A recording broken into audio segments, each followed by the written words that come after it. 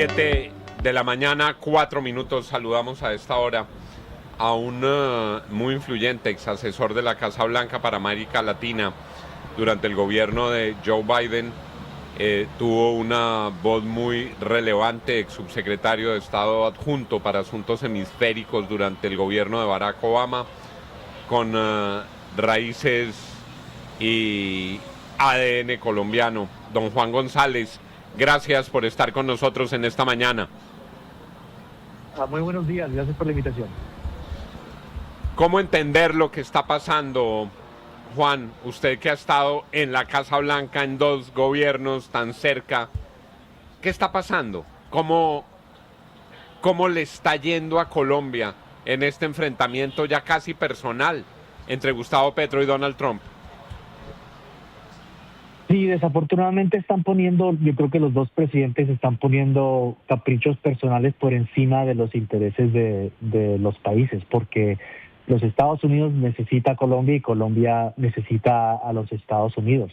No nos olvidemos que a fines de los años 90 Colombia estaba pasando por una crisis económica y de seguridad, y fue esa alianza estratégica entre los Estados Unidos y Colombia bajo el Plan Colombia que ha llevado a ayudar a los colombianos a transformar su propio país, ¿no? Y como los Estados Unidos es el país que más consume la droga y Colombia el que más lo produce, esa alianza es necesaria, pero también se ha construido más allá de combatir el narcotráfico, una cooperación en las Naciones Unidas, una cooperación en temas regionales.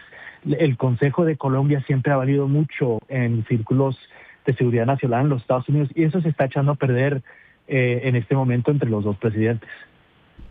Señor González, esta alineación que hemos visto en los últimos días del presidente Gustavo Petro con Nicolás Maduro, recuerde que en una entrevista con Univisión dijo que María Corina Machado era despreciable y que tenía pues de alguna forma una relación mucho más estrecha y cercana con el gobierno del régimen de Venezuela. ¿Eso dificulta alguna operación militar de Venezuela, además una operación terrestre, porque ayer Donald Trump en la Casa Blanca lo volvió a mencionar? ¿Usted cree que Colombia esté tan cercano en este gobierno a Venezuela hace más difícil que Estados Unidos realice una operación militar en Venezuela?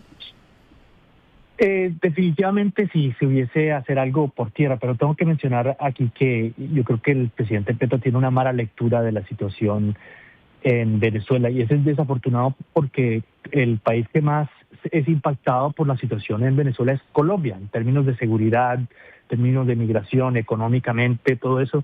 Y yo conozco a María Corina Machado, no estoy de acuerdo con ella en todo, pero mira, tengo un respeto enorme por lo que ella está haciendo. Se está exponiendo a ella y a su familia por un Venezuela mejor. Entonces decir que es una persona despreciable, no entiende lo que ha sufrido el pueblo venezolano, y la realidad es que Nicolás Maduro perdió las elecciones del año pasado y está rehusando respetar la voluntad del pueblo venezolano, y especialmente el presidente Gustavo Petro, que fue elegido por el pueblo venezolano, el pueblo colombiano, debe reconocer que las instituciones democráticas son necesarias y hay que defenderlas y abogar por ellas y abogar por los venezolanos que quieren un mejor mañana.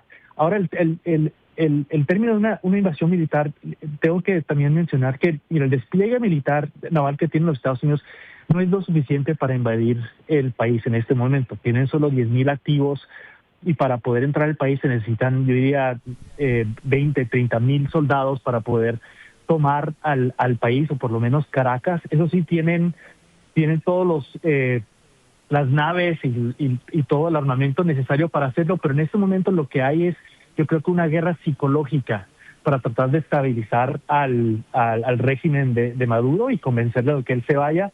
Pero en este momento lo que hemos visto es que la cohesión del régimen se ha visto fortalecida, no debilitada por ese despliegue.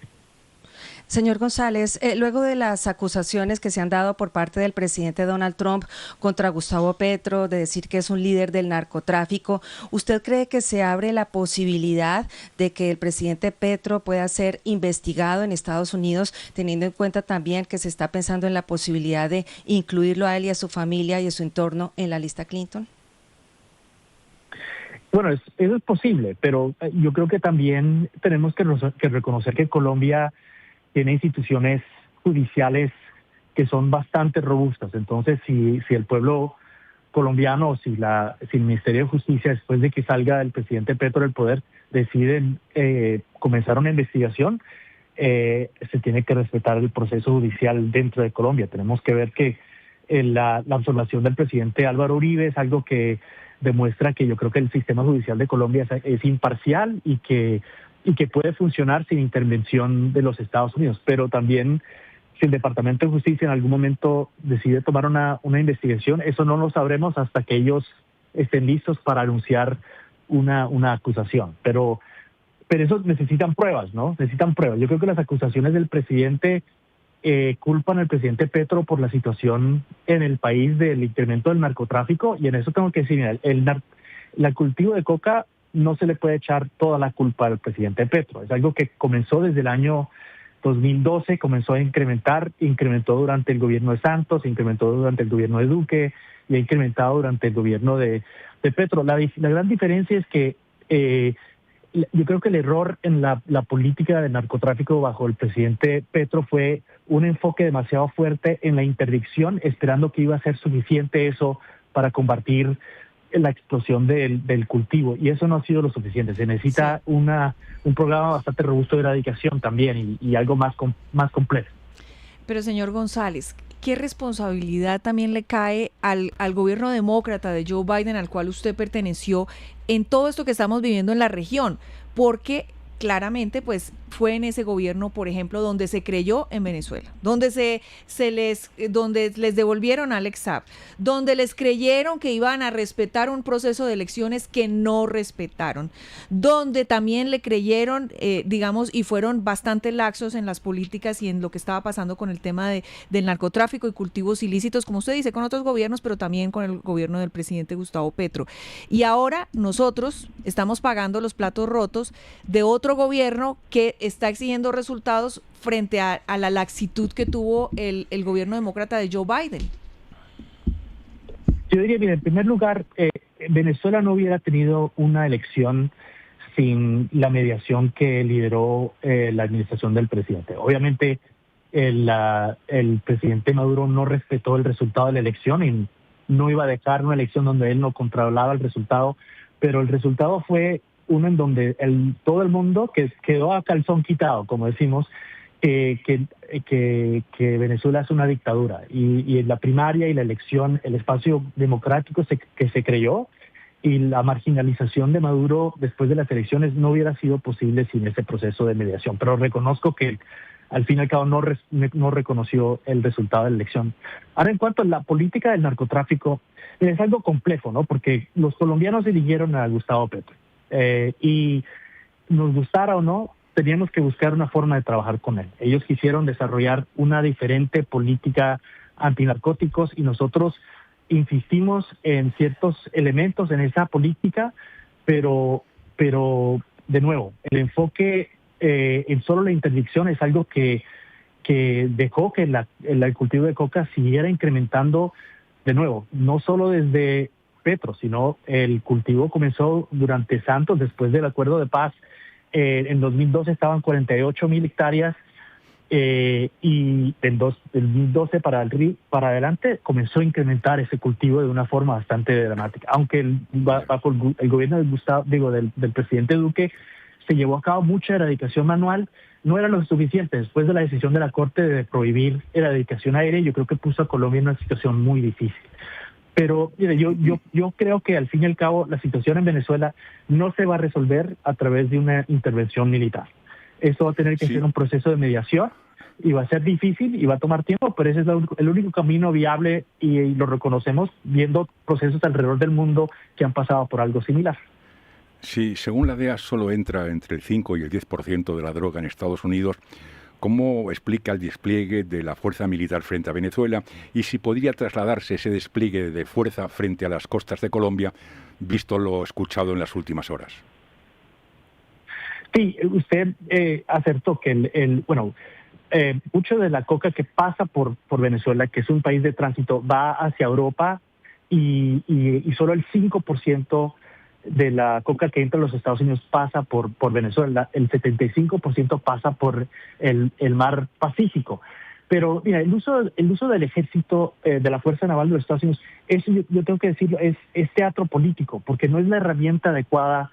Si uno está volando esos buques, está volando en los niveles más bajos de organizaciones de narcotráfico. La guardacosta, que es la herramienta correcta, lo que ellos hacen es usan radares para identificar dónde están. No explotan el barco, sino que le vuelan el motor, le tiren a la tripulación y la mercancía, y así pueden iniciar investigaciones hacia las cabecillas más altas. La respuesta correcta de la administración debe ser duplicar el presupuesto de la guardacostas para incrementar la presencia, coordinar, como hemos hecho a través de décadas con países como Colombia, los países del Caribe y Centroamérica, para trabajar juntos para combatir el flagelo. Pero también lo más importante es reducir la demanda en los Estados Unidos. Lo que no se explica es por qué la administración Trump le ha cortado por 26 mil millones de dólares programas federales, estatales y locales para reducir la demanda, la prevención y tratamiento de la droga, que es lo que sabemos que funciona. Entonces, se ve una falta de seriedad y un enfoque en un teatro político, todo para tratar de estabilizar al régimen de Maduro. Pero mira, todo lo que nosotros sabemos alrededor de programas similares alrededor del mundo, eso no va a funcionar. Y si los Estados Unidos invadiera, ¿no?, y remover a Maduro, sería solo el inicio de un proceso muy, muy caótico, en donde los Estados Unidos tendrían que tener una presencia a largo plazo dentro del país y sería un desorden total. Yo veo hoy dentro de Venezuela los ingredientes para un conflicto armado interno similar al de Colombia, y eso yo creo que los Estados Unidos no se quieren prestar a eso. Son las 7 de la mañana, 16 minutos. Han escuchado ustedes al influyente ex asesor de la Casa Blanca para América Latina durante el gobierno de Joe Biden, Juan González, ex subsecretario de Estado adjunto para Asuntos Hemisféricos durante el gobierno de Barack Obama. Don Juan, muchas gracias por haber aceptado esta llamada. Un placer, muchas gracias. Son las 7 de la mañana, 10